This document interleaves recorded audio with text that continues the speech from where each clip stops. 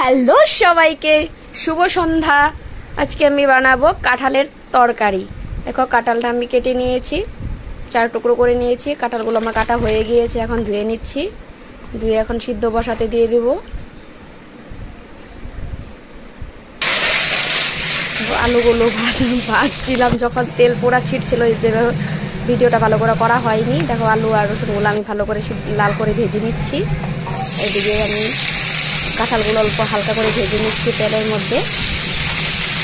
যে আলু ভাজা তেলটা ছিল, সেই আলু ভাজা তেলটা আমাদের আমি কাঁঠালগুলো ভেজে নিচ্ছি।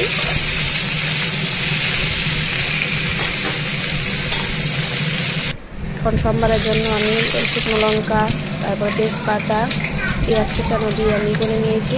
এখন মশলাটা দিয়ে দিব।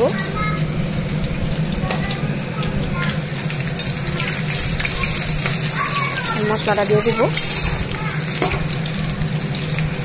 জানি না তোমরা কীভাবে কাঁঠাল বানাও, আমি এইভাবে কাঁঠালটা বানাই। দেখো সম্পূর্ণ রেসিপি এখানে আছে।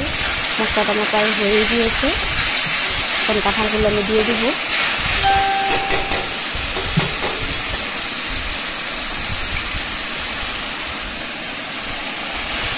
কাঁঠালগুলো দিয়ে ভালো করে কষিয়ে নেব, তারপরে ঝোল দিয়ে দিব।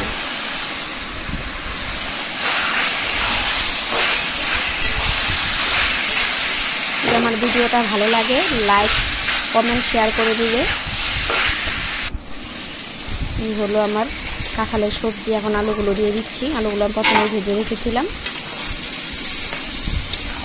আর অল্প অল্প ফুলে শুকিয়ে গেলে তারপরে নামিয়ে নিব।